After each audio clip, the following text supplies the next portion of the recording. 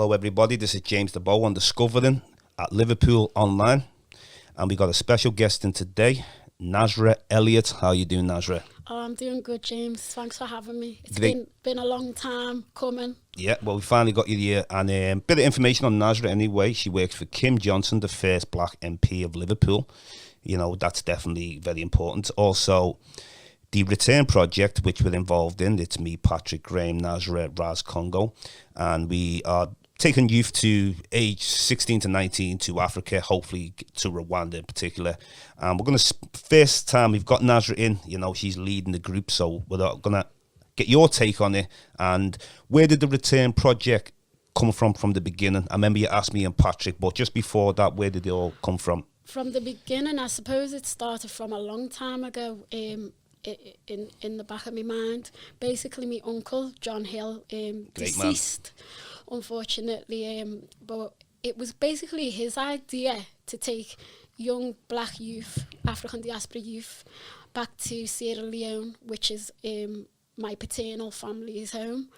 And he wanted to take Liverpool African diaspora youths over there, learn the culture, embrace the culture, and, you know, come back fresh. So that was just something that I always remember. That was such a good idea, isn't it? You know, I wish he would have been able to fulfill that. And then COVID come, so my mind's just racing. Got a lot of time on your hands and stuff. I'd just done the Benham redevelopment project. A lot of emotions come out of that for me. It was a great experience, but it just hammered home a lot of stuff that has been taken away from us. I'm with Liverpool Black History Research Group, so I'm looking at, you know, the black presence and the enslavement period and whatever else. And I'm thinking, you know, I've worked with youth forever. I must have volunteered when I was 16 at a youth club. I was a student ambassador at university, Northwest London. I used to work with disadvantaged young people, as they call them. I don't really like that term, but so the youth, I've always thought, you know, the youth are our future. Definitely. You know? Yeah. And I always felt when I was growing up, the stigma of being a Liverpoolite born black youth, and also, you know, the lack of opportunities, and also just the lack of love and care. It just vanished with man in your era. A lot of the consciousness as well. You know, I used to see Red, Yellow and Green. There was a lot of Rasta influence. We were very proud of our blackness. Although some of us have got admixture, we definitely were proud of our blackness, our Africanness. So I thought, you know what? Our youth are just left, and it's not on. So what can I kind of do to help? Well, you're doing really good at the moment, and you're being involved with a lot. You've been a lot of places, you know. So, so when we go back now with the Return Project, and like you said, your Uncle John, I got to meet him. He was a great friend of the family. Yeah, legend. Family, you know, really great man. And the idea of a Return Project, I thought that was a great idea. When you first asked me and you said would I be interested in taking youth over, being a part of a project, and we do workshops, take them to Rwanda. Now, we were first looking at Sierra Leone, if we backtrack, and Ghana. Yeah. But then Patrick had the link to Raz Congo, so we ended up looking at it made more sense to us. But that's going to be, what do you reckon? I mean, I've got my own ideas, everyone's got their own ideas. What do you reckon we were expecting kind of an experience for the youth in Africa? I know it's going to be a big experience, but what do you reckon? I want the workshops first Liverpool based, so that they can gel, build up a rapport with ourselves, get them in touch with different organisations that, you know, within our community, to give them opportunities that they may not have thought of, and to engage them in social actions. I'm even going to get them on the Labour tip. Okay. Because although there's arguments for and against mainstream politics, I believe grassroots is definitely 100% the way to go. However, there's a certain point where you have to bang on the doors of the town hall, the council and whatnot. So I believe that within a political party, you do have the opportunity to influence.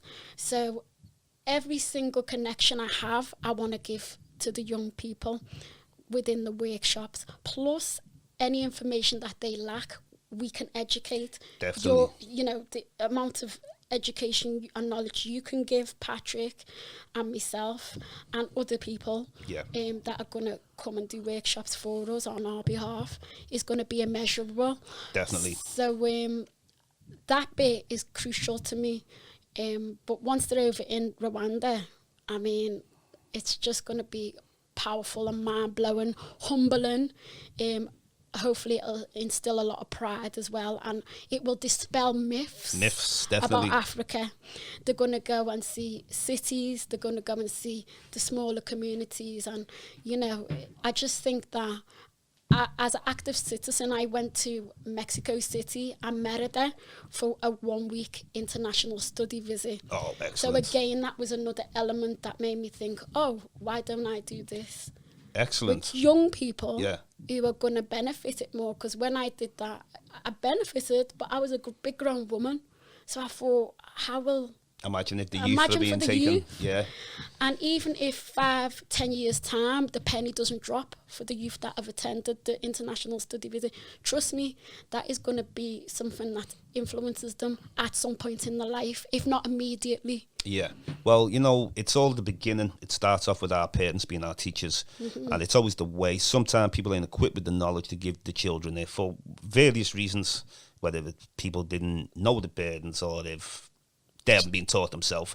But, we're lucky that we got taught from young. Yes. So, and I think that is the starting point of the vehicle, where eventually it's... Education is the key. I mean, I wouldn't have gone as far as I've gone if they were in the beginning. Mm-hmm. To me, you know what I'm saying? I was installed with culture from the beginning. So exactly. Once I started learning more about Africa, like you say, dispelling the myths, visited Africa myself, and seeing some of the greatest people I've ever came across on the planet, the greatest hospitality, and I've been many places in the world, and then nothing can compare with Africa, and I've always had that solid loyalty to it.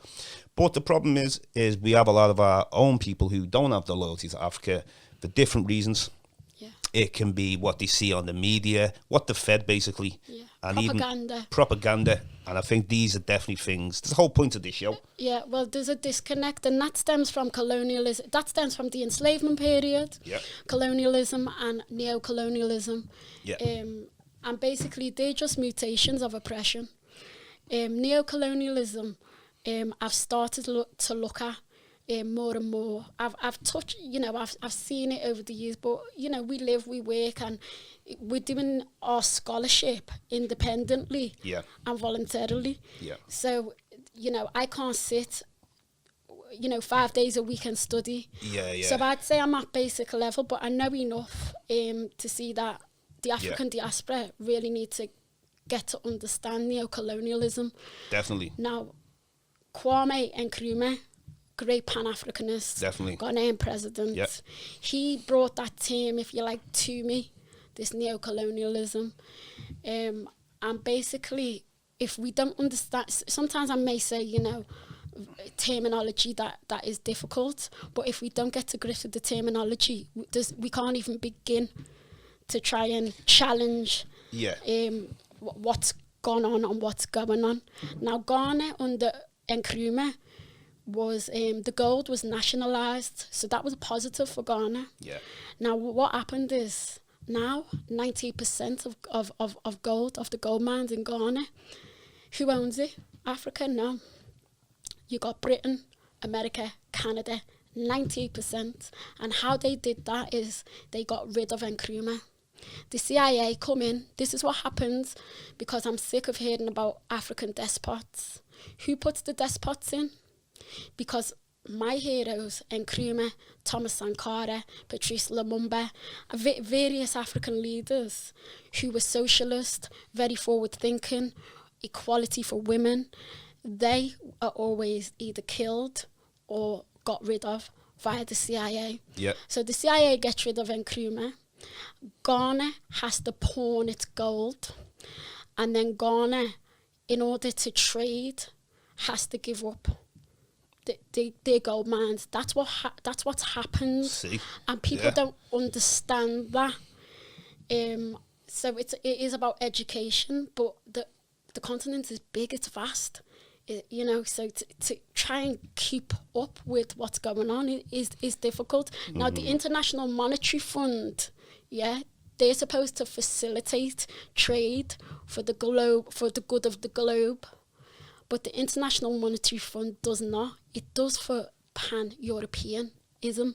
Right. Yeah. It's got the, you know, it's supposed to help everybody, but it doesn't.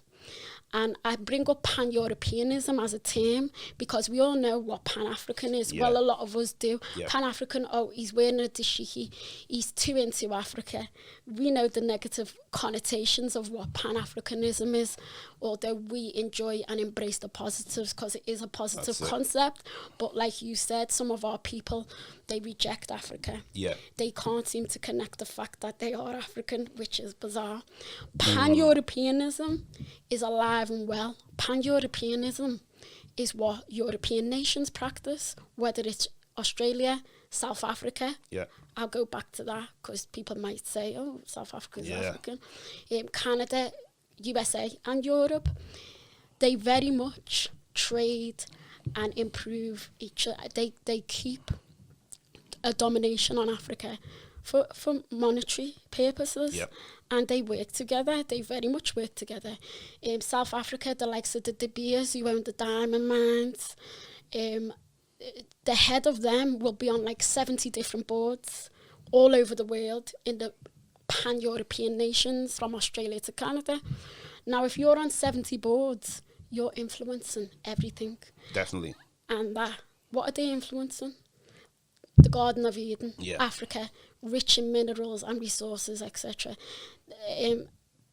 They basically extract from Africa, as we know.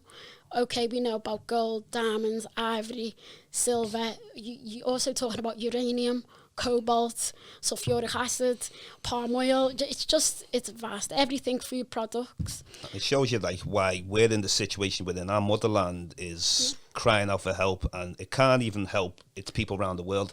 And it's in Africa. Just looking back at the history, you've always had different people trying to invade. Look like the trading. Then it's just going on. You could go from the Persians, the Hyksos, the Turks, the Arabs, the Greeks, the Rome. You could just go on, and they've all basically tried to move African back and back and back, and it worked in the end. Now you look at North Africa, it's the Arabs and European descendants. Then you look at, like, say, South Africa, like you've just mentioned. South Africa. That is a total, like, I think that is absolutely terrible what's gone on there. What happened with South Africa is people were happy with a figurehead that was African, that was black. But in actuality, if you go and actually look at what went on at that time, de Klerk, who was white South Afrikaans president at the time of apartheid, he wasn't no saint. He wasn't interested in freeing African peoples or getting rid of apartheid. Yeah. He was forced to. He didn't have an option. Yeah. But what de Klerk did, again, pan-Europeanism, he ensured that his people, the white South Afrikaans, maintained their political power and economic power. They did not lose economic power at all. He ensured that things were signed and they maintained their power. So you can put up a black man all day. Like Nelson Mandela, for example. Yeah, you can put a black man on all day. He had so much power. If you look at it, to this day, the white South Afrikaans maintained, everything that they owned. Yeah. So I do think, like, the Rainbow Nation it's a con. Yeah. Yeah. He was looking after the interests of his people, de Klerk, and he did that very well. Yeah. So yeah. Well, this is why self-love. There's too much self-hate out there. If we concentrate on self-love, bigging each other up, supporting each other on a global level. I've got friends in different places in the world, particularly original countries where the original peoples are, and that's another thing. Obviously, I forgot to mention at the beginning, where this whole season dedicated to original people. And I'm sure you've watched some of the podcasts and that. And when I say original people, it's just another term we want to use because of, say, when we've came into this country and we're given the word black. Yeah. Now, you can call it what you want, but I'm looking at the dictionary of the negativity of the word you've given us. So we were quickly to take it on. Now, people have mentioned about, well, the Irish were called black at one time. Now, what I'll say, you can clearly see they're not. Number two, what did the Irish call themselves? Because it's always this title of taking on what the oppressor calls you. I'm not interested in what they want to call us. What did we call ourselves? And this is why we're trying to go back into history. What did African people call themselves? People say the name Africa is named after Scipio Africanus. It's a debatable thing because the word Afri is an African word and the other part is connected with the Latin. So it's like a double kind of thing because they were always taking it off us anyway. But very important though anyway about this self-hate anyway. And I think this leads to crabs in the barrel. And every time, like, it's like, for example, you'll have Eminem as a rapper. People will say he's the best just because of his complexion. He gets a protection. Yeah. And this is like, I'll be honest, I don't rate him at all. I've never, I can't listen to any. I don't like his voice. Sounds horrible. But what I think it is, I know that sometimes brothers don't want to give each other props. They'd rather give him props. Yeah. Do you know what I mean? And like, it's about speaking out. And a lot of our people are afraid to speak out because they sometimes worry about getting ridiculed because you're not come with popular opinions. They lack confidence. Yeah. Self-hate is about a very deep lack of confidence and lack of self-esteem. Yeah. Now, people might not want to hear that, but if you do not have pride in who you are, that is a lack of confidence. I don't care if you can stand up and talk in front of a room of 1 million people. If you're not proud of your heritage, you don't have confidence, and that's the bottom line. My mother taught us before the age of 7. She said, if you don't get your consciousness by age 7, you're going to struggle with being proud. So it was hammered home. I was indoctrinated in the womb by my mother, and thank God every day, and my family members, other family members. Definitely. But self-hate is real. The vast majority of our people, I believe, have that to varying degrees. Maybe even myself, I'm sat here with blow-dried straight hair. But I recognise you recognise these type though, of things, you know, and you have to reflect and you know, question yourself as well. But I do feel we're our own worst enemy. Yeah. Unfortunately, and that, you know, our unification globally needs to be recognised. Definitely. The African diaspora, we need to recognise where we're from in order to go back and help. I believe we'll go full circle and fulfil the book. Yeah. I mean, like I say, like there's, even when I went to Fiji, they say that they come from Africa, and 3,500 years ago, the first people inhabited Fiji. Now, if they left Africa 3,500 years, well, got to Fiji then, and still remember that African, then we've got some people who are second, third, whatever generation here who don't know that African. Yeah. So it shows you that oral history, if you just keep passing oral history down, it seems to be more reliable than even documented history. Most definitely. There's definite wealth in oral history, 100%. I mean, but a lot was written. You know, this is another There's a myth that Africa didn't have writing systems, or that the only writing system was in Egypt and all that, Every single nation within Africa had a writing systems, various writing systems. Even if people couldn't understand it outside, it's writing. Just because someone can't understand it. This is a myth again. That's it. Black people didn't, Africans didn't have a writing system. Are you crazy? Yeah. So what we just sat there and did that. You can literally go and see from East Africa to West Africa various writing systems. Yeah. You know, so it's just if people tell you, it's like we believe anything we're told, even if it's in front of our faces, and that is what white approval. That is. Well, no, that's what self-hate has done. Yeah. To the extent where we can see we need that. Everything positive in front of us, but it's like a cognitive dissonance, what Frantz Fanon spoke about. It's like the the West Indian scholar from, say, Guadeloupe. He wants to study in Paris, and he knows about the Roman classics, and he knows about artwork from, you know, Europe, and he knows about the Greek classics and whatever else. Ask him about Africa, he knows nothing. Well, a lot of people think the Greeks got their knowledge independently, which it's totally false. And this is why I can't see why are they still teaching this in But the curriculum today. Go back to what I've just said. Yeah. Frantz Fanon, I can't remember what book, but he basically made the point that this brother's intelligent, but he's rejecting his own greatness. Yeah. He's rejecting his own heritage, but he can tell you all about Rome. You know that there's something wrong there. But going back into ancient time, especially reading some. I mean, look at the greats that we've got. People like Chancellor William, Sheikh Diop, Ranoka Rashidi, God bless them all, Dr. Clark, Dr. Ben, and all these types of people. These are, I mean, I've got to give so much respect and give it up to these people, how much I've learned of them, and everybody else has learned. Yeah. And it's one thing where when we get told a bunch of myths growing up, then when you start digging into that history and you start seeing that Africans were already in Asia setting up civilizations before Asians had any civilizations, and the same with Europe. They didn't have no civilization. Even the Chinese are wandering around the Gobi Desert before they had a civilization.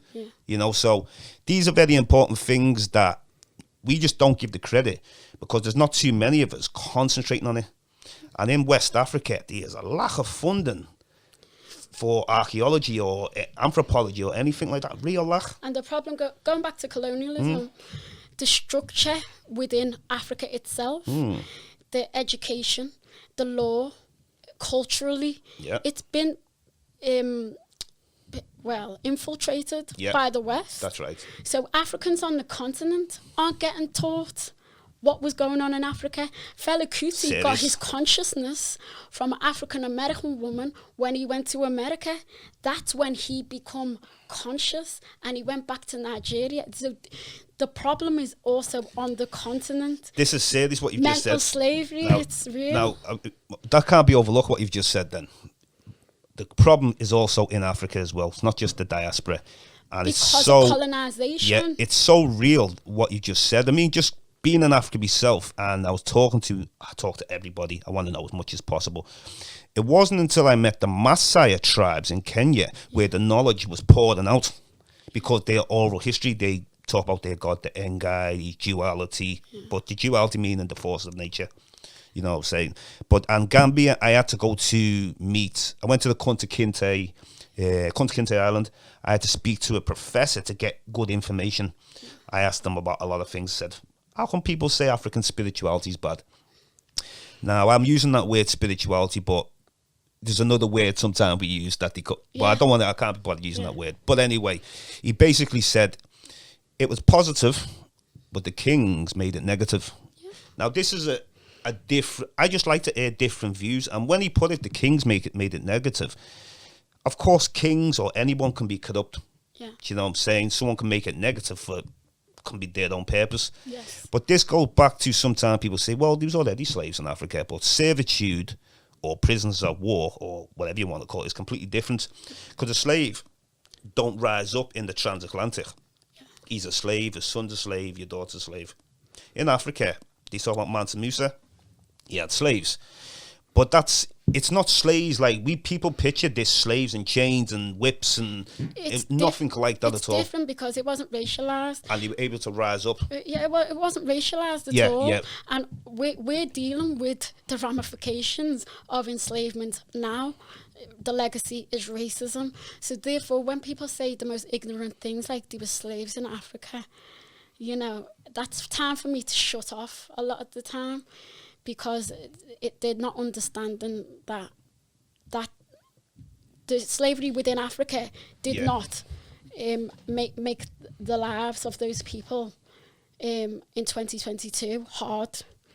Also, Arabs had plenty of slaves, you know. So, I mean, one of the biggest slave revolts was in Iraq that we don't hear about in the 8th century. And this is Africans who were rebelling about being into slavery in Iraq in the 8th century, and that's something what my grandmaster touched upon, Ranoka Rashidi. And this is so overlooked, nobody even has heard of these things.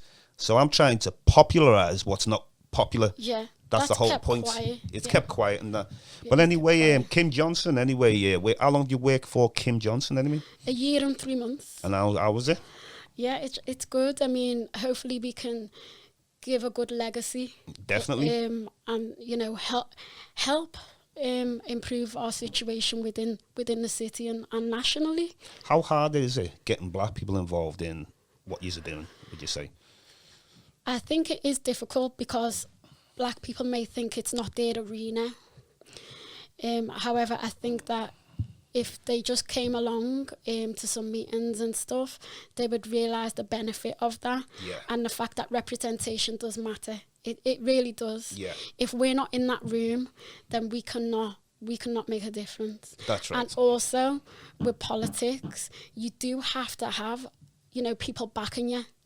So if one person's in the room, you know, it's very hard to get the rest of the room to swing with you if you're talking about particular issues that they wouldn't feel has got anything to do with them.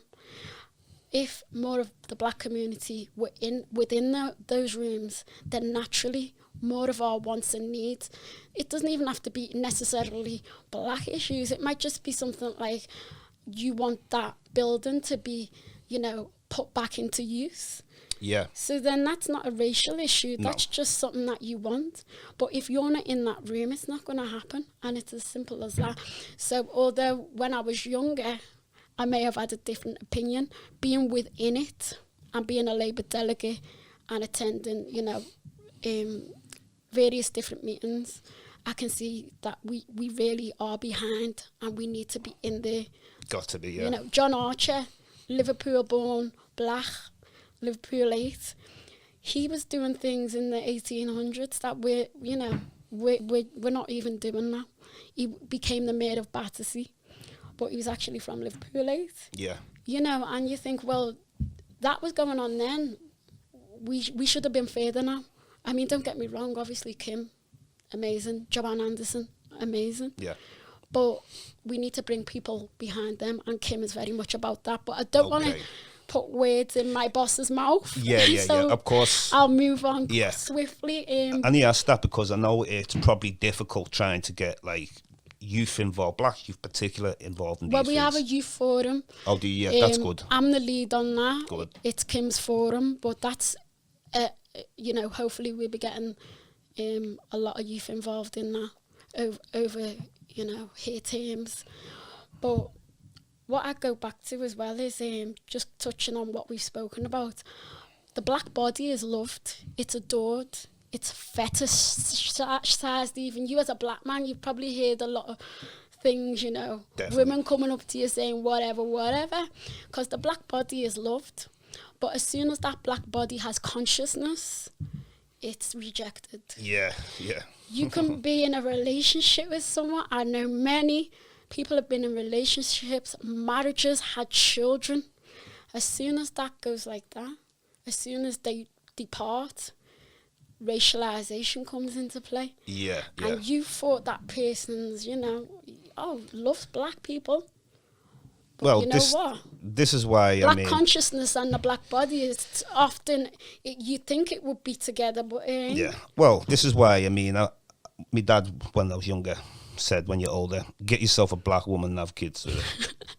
And I know, to be honest, I spoke to your dad. I mean, like some people, it's just whatever. I mean, each to their own. But for me, I was happy to take on that. I love me black women. That's what I'm about them, you know. So basically, Liverpool's a different kind of place because it's a lot of racial mixing in Liverpool. Yeah. So whereas maybe London, Birmingham, even Manchester. Yeah, you could even Manchester. It's totally a different place, and I'll be honest though, I feel like one of the very few people who have a solid Africanness like yourself and certain few others. Does it? I mean, it's like levels, to be honest. It's like there's that consciousness and this consciousness. I was gonna say that. So we have to have levels because I've realised that there's so many different layers. Yeah. You know what I mean? And I feel like I'm going in there 100. You know, I remember you saying that to me you know what I mean? a while back about levels of consciousness. It is levels. It stuck with me because there's people who I know who you know, are great and whatnot, but there's a disconnect in that racial pride and whatnot. And I just sometimes I think, isn't that a shame? You're lacking that level.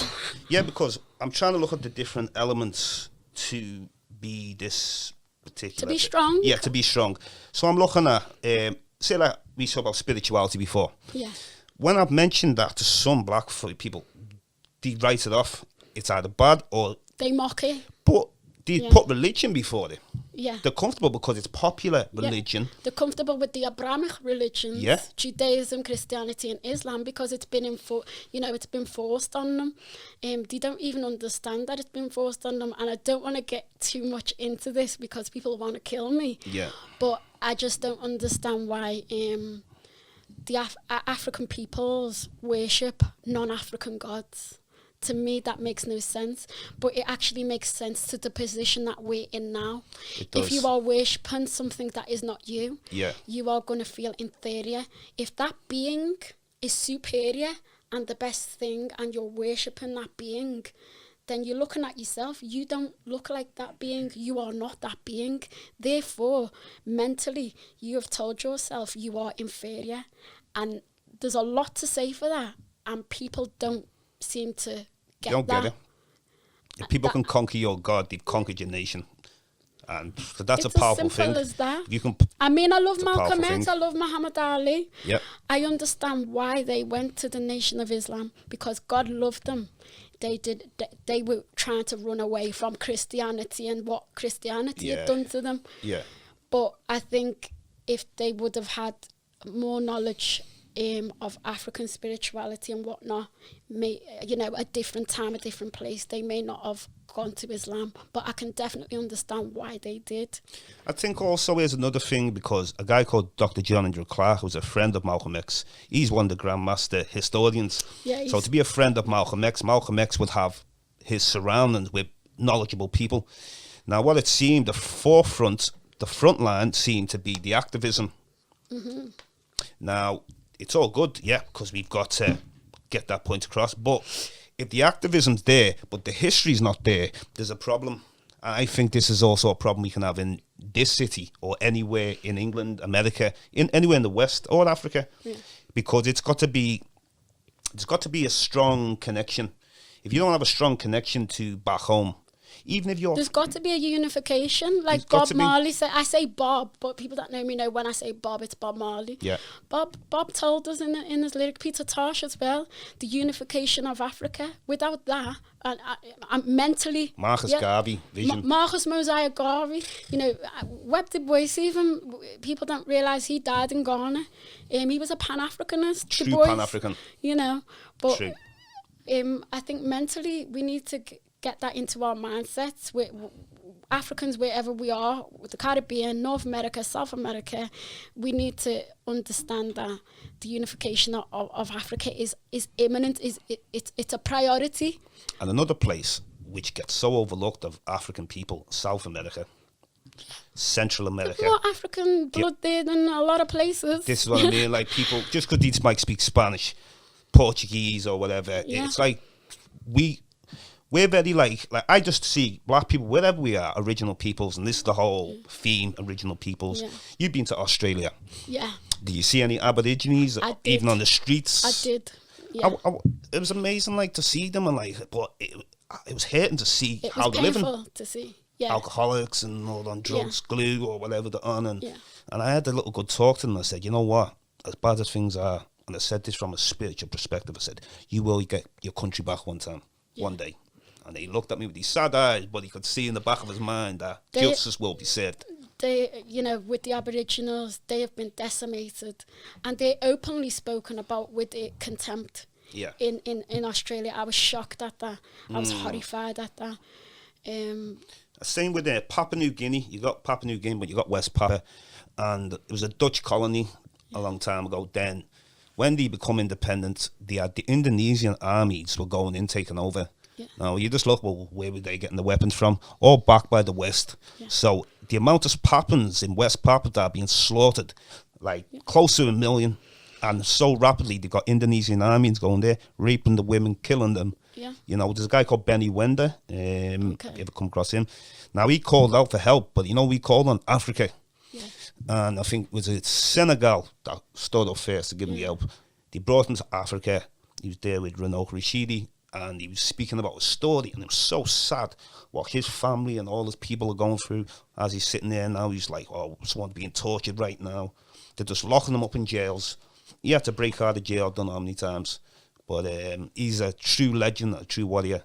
But this is the problem, where when we're visible to seeing what's going on, a lot of people don't even know about what's going on in West Papua. Exactly. They don't know what's going on in it's like parts of Africa. Mali, you know, right now is under siege. You got the French in there, you got the Germans in there. Like I was saying earlier to you, you know, Europe wants to talk about democracy. Oh, aren't we democratic? And we're going to bring democracy to Africa. Your democracy in Africa is raping. And I'm talking about now, 2022. It's rape, sexual violence, it's torture, it's giving unfair trials, it's shooting, massacring people, villagers, at wedding parties. People are being murdered, civilians. So when they talk about the democracy, it's a hypocrisy, as we know. But it's just, unfortunately, people don't know this is going on. And this is why I talk about neo-colonialism, why we need to get to grips with it. Western Sahara is being dominated by Morocco. Throughout Africa, there'll be instances. It's just I happen to know, you know, what's going on in Mali right now. So for people to turn a blind eye to that because we're okay in the West, or the African diaspora, no, we're not okay. If Africa's not okay, believe me, we're not okay. It has a knock-on effect, because the knock-on effect is what we've literally been talking about.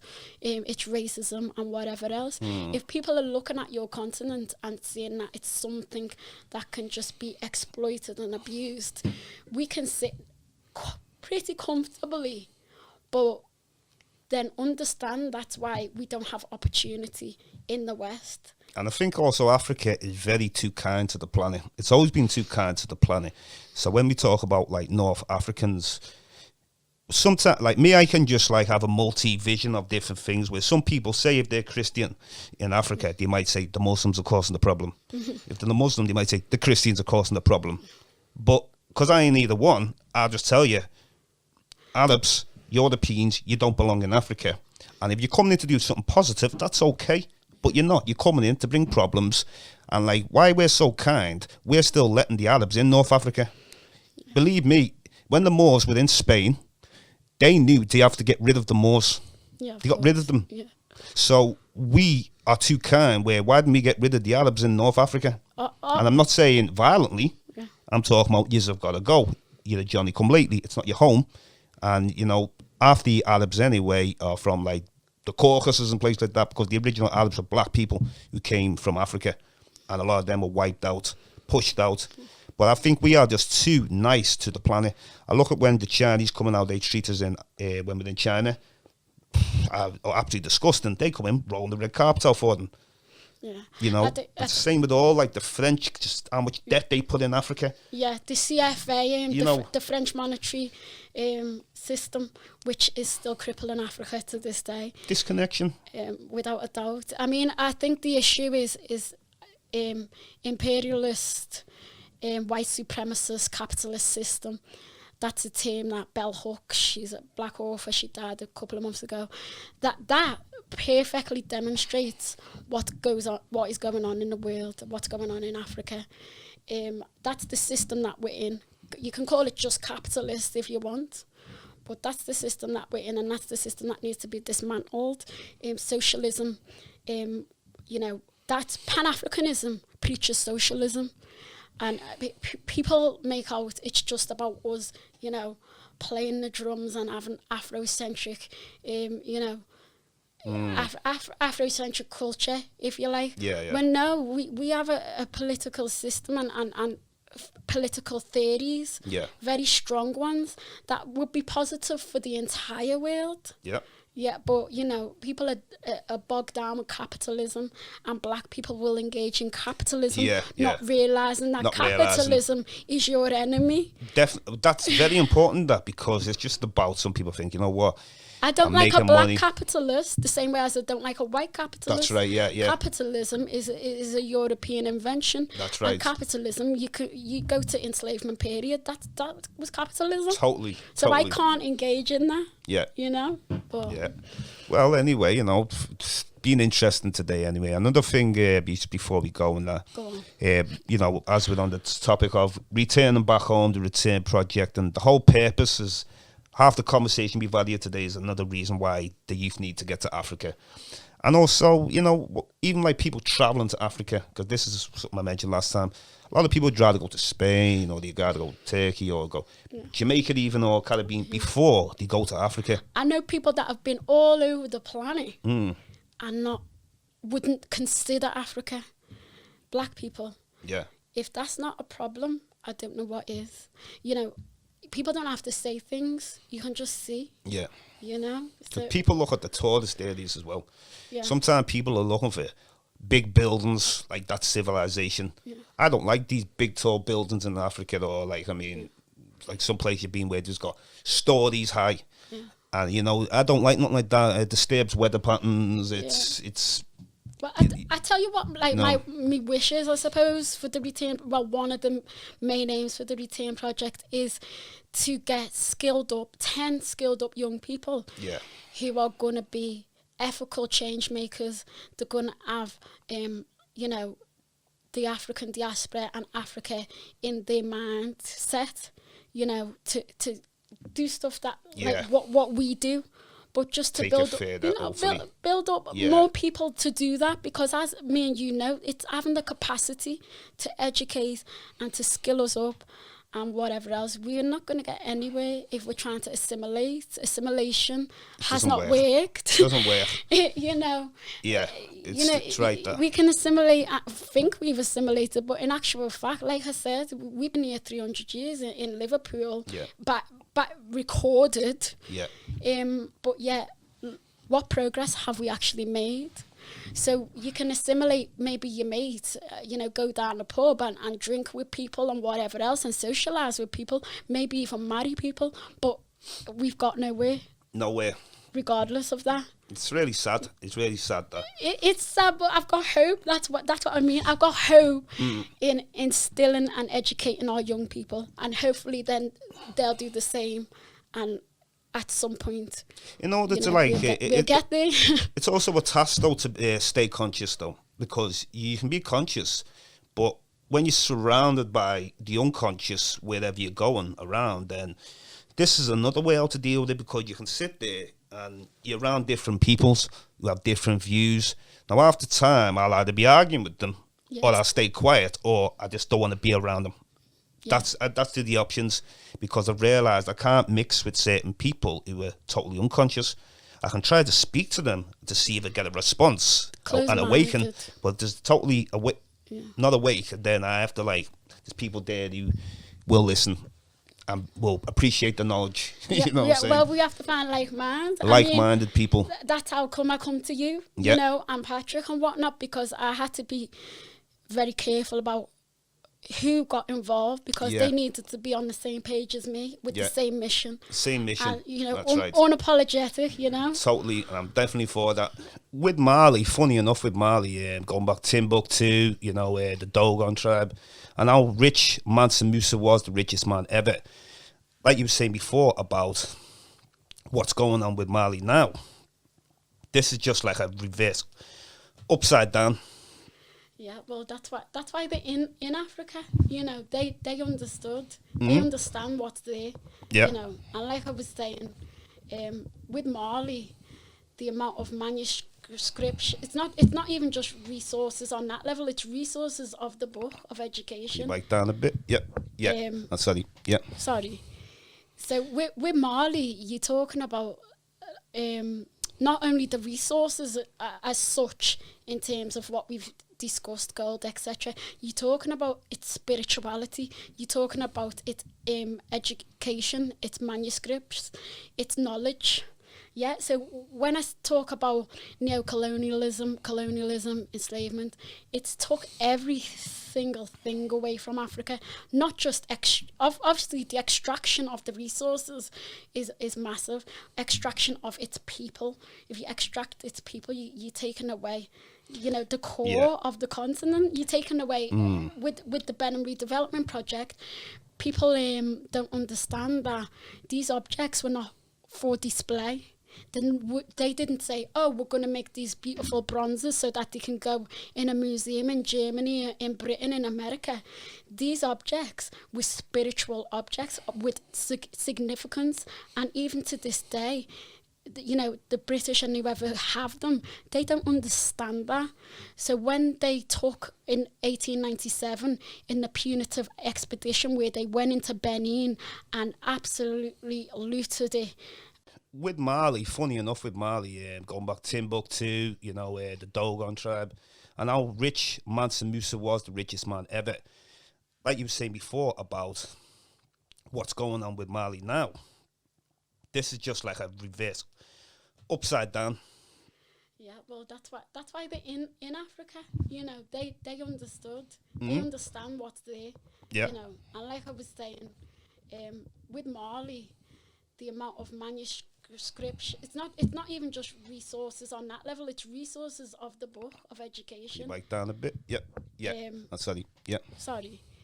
So with Mali, you're talking about not only the resources as such in terms of what we've discussed, gold, etc. You're talking about its spirituality. You're talking about its education, its manuscripts, its knowledge. Yeah, so when I talk about colonialism, enslavement, it's took every single thing away from Africa. Not just obviously the extraction of the resources is massive. Extraction of its people. If you extract its people, you're taking away, the core of the continent. You're taking away with the Benham Redevelopment Project. People don't understand that these objects were not for display. Then they didn't say, oh, we're going to make these beautiful bronzes so that they can go in a museum in Germany, in Britain, in America. These objects were spiritual objects with significance, and even to this day, the British and whoever have them, they don't understand that. So when they took in 1897 in the punitive expedition where they went into Benin and absolutely looted it, took everything out of it. They didn't know what them objects meant to them people, but they knew they were ripping the heart out of that civilization, the Benin Kingdom, which was an amazing civilization, which even had street lighting in the 11th century and straight roads and, a lot of civilization that hadn't even begun in Europe yet. It's funny when you said about the French and the Moroccans, because I'm going back to like around the 1600s. Moroccans attacking Mali, coming through with the trade. Relentless. So it's funny how this was 400 something years ago, and it's still there. Now they got the French. Now I was aware of like when a lot of the people, like the Arabs, how they were able to take over Africa because obviously they were given weapons, from Europeans. And if you want to go back before that, Indo-Europeans. It didn't happen overnight. Yeah. These things didn't happen overnight. There was infighting amongst African peoples anyway, because again, it's a continent. It's not one little country. So you've got other regions trying to annex other regions. So you've got the internal conflict going on, and then you've got the outside invaders going on. Then you've got the spiritual war, getting attacked. These things did not happen overnight. Like Africa complex. Dealing with the spiritual war.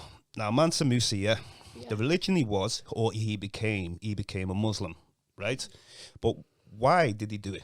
Now, trade purposes, and also to keep the Arabs off the backs. Mm-hmm. This is facts, and I don't like to fit into any narrative. I speak truth. So some people might say, "Oh, what? Talk about this person, or talk about the other." I talk about both European and the Arab are both guilty of enslaving Africans, and that's why Africa is suffering to this day. Yeah. I couldn't care what anyone thinks. I just speak truth. Original people once were ruling this planet and have been overrun by barbaric people in ancient times, up to the last 400 years to this day now. And this is where we're at now. You know, the knowledge is everywhere. We've got to look for it. We've got to research for it, dig, encourage more people to get involved in it. But you know what? Just the people who were there, continue going. Those people who are behind, maybe later on they'll catch up. Yeah. We don't know what's going to go on down the line. Anything else you want to finish off with, Nasra? Anything else to finish? Just that, you know, only the fittest of the fittest shall survive. And I just know that, you know, I think if you stay true to yourself, everything should be fine. If you find people that are on your mission, then, you know, connect with them and work with them, because it's about action now. It's about action. Yeah. Totally. I'm totally with that. You know what I mean? Hopefully more people will come on board, but I've realised not every single person who's black has to wake up. I used to think that, but we just need so many of us to wake up. Group. Yeah. And that's reality. You know, I'm not going to play into fantasy. It'd have to be some divine essence or something coming down to wake up every melanated person. Talented 10th. Yeah. Me homeboy Web Du Bois, talented 10th. I'd like to think that I'm a member of that. Yeah. Okay. That's it, you know, and dedicated to original peoples wherever we are on this planet. Doesn't matter. The Pacific, Africa, Australia, right through Asia, ancient Europe. We were here first. And we'll be here last. So today Thanks, I want to thank you very much, Nasra Elliot. It's been an excellent conversation today, and it's your first time on it. And finally, we got you in here, and we talked some great talk today. Thank you. Oh no, nice one for having me. It's been great, James. As always. We're going to end it out today. This is Discovered in Season 4, dedicated to original people, Liverpool Online, and we are here today. Thank you very much. Peace. Thanks, Nasra.